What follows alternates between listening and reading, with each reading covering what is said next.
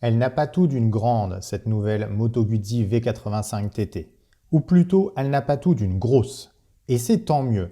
C'est un choix délibéré de la marque italienne de proposer un trail avec des valeurs humaines.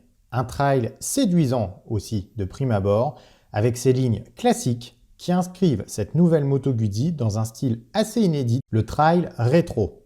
Rétro certes, mais pas has-been cette nouvelle Moto Guzzi, car elle embarque notamment un accélérateur électronique, plusieurs modes de conduite, l'obligatoire ABS, un anti-patinage, le tout paramétrable depuis son écran TFT couleur, très lisible et qui fourmille d'informations utiles. Sa fourche inversée réglable, ses étriers radio Brembo 4 pistons sont également des indicateurs de ses prétentions dynamiques.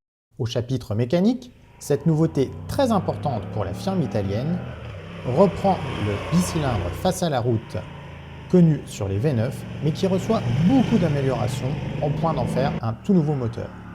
Le bloc passe notamment à 853 cm3 et développe 80 chevaux et 80 Nm de couple. Des valeurs qui peuvent paraître peu élevées dans l'absolu, mais connaissant le caractère enjoué et volontaire des Twin Guzzi, on se dit que ça peut suffire. D'autant que finalement, la course à la puissance menée par notamment KTM, Ducati et autres nouvelles R1250 GS ne satisfait pas tout le monde. Qui a réellement besoin de 160 chevaux dans des chemins ou pour traverser le monde? Sans doute pas tant de monde que ça. C'est en tout cas le postulat de cette nouvelle Moto Guzzi. La partie cycle s'appuie sur un cadre tubulaire propre à la quasi-intégralité de la marque italienne. Ce bâti est relié à des platines sur l'arrière de très bonne facture, tout comme d'ailleurs l'intégralité de la finition de cette moto qui fait honneur aux standards de la marque.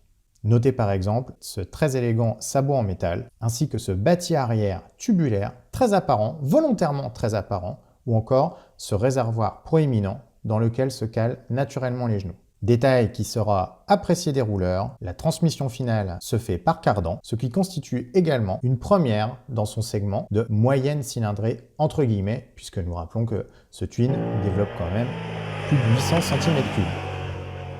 Consciente d'être attendue au tournant après des années plutôt modestes sur le plan des nouveautés, Moto Guzzi a mis des petits plats dans les grands au niveau de l'équipement.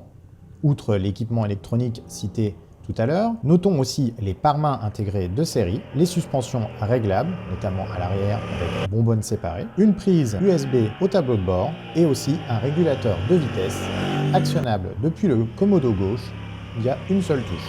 Une dotation plutôt fournie à laquelle il ne manque que des poignées chauffantes et aussi une bulle digne de ce nom.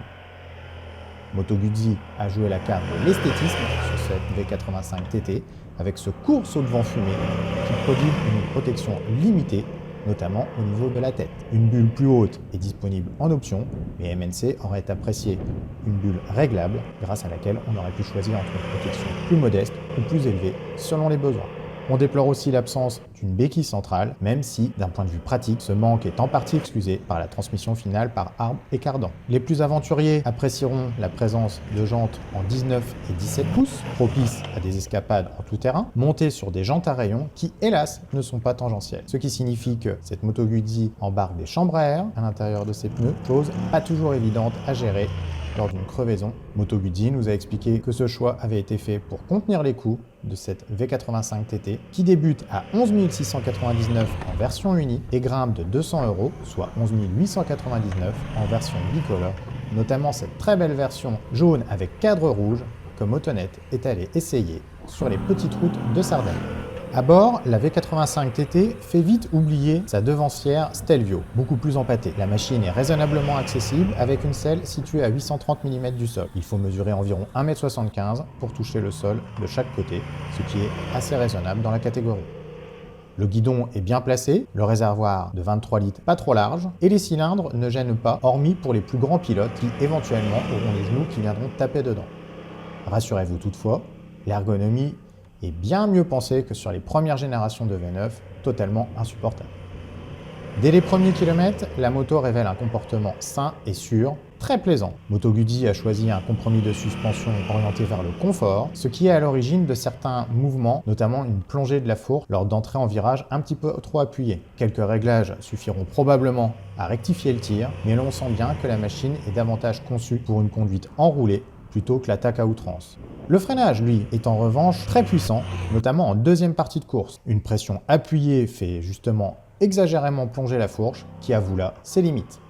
Le moteur offre, comme toutes les motos Guzzi, un couple de renversement très sympathique qui le rend attachant, ainsi qu'un vrombrissement très caractéristique. Sa boîte est douce, l'embrayage bien calibré et l'injection très docile. Bref, on est en notre bonne main sur cette moto Guzzi V85.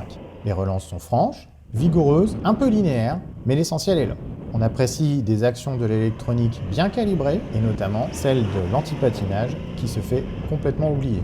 Sur un itinéraire plus bosselé, on apprécie toujours ce confort de suspension, un peu plus que celui prodigué par la selle, qui se révèle un poil ferme et qui manque de maintien, source problématique potentielle pour des évolutions au long cours. Motonet a pris beaucoup de plaisir à faire virevolter cette moto, qui se révèle assez légère, avec 229 kg en ordre de marche, beaucoup plus en tout cas que ses rivales Maxi. C'est une moto ludique, davantage qu'une Triumph Tiger 800, et qui se révèle très intuitive. Le train avant se dirige sans effort et accepte beaucoup de choses, à condition de lui demander gentiment et de ne pas exiger l'impossible. La partie cycle et le moteur sont finalement parfaitement coordonnés, à savoir capables d'assurer des évolutions dynamiques avec un gros capital sympathie et de l'efficacité. La sportivité n'est en revanche pas au programme de cette moto Guzzi V85 TT qui ne revendiquait de toute façon pas cette carte. En définitive, la moto Guzzi V85 TT apparaît comme une excellente alternative pour tous les motards à la recherche d'un trail polyvalent, accessible dans tous les sens du terme. C'est une moto facile, ludique, dotée d'un très joli coup de crayon, d'une présentation soignée. Reste maintenant à savoir comment la moto Guzzi va se comporter face à la concurrence, qu'il s'agisse des BMW 750 ou F850, Tiger 800 ou même par la bande l'Africa Twin. On peut aussi imaginer que la future Yamaha Ténéré T7, encore plus accessible au niveau financier, se montre redoutable. Motonet ne tardera pas à opposer toutes ses concurrentes afin de découvrir quelle est la meilleure dans ce segment finalement très cohérent et très intéressant des trails accessibles et polyvalents. Restez connectés!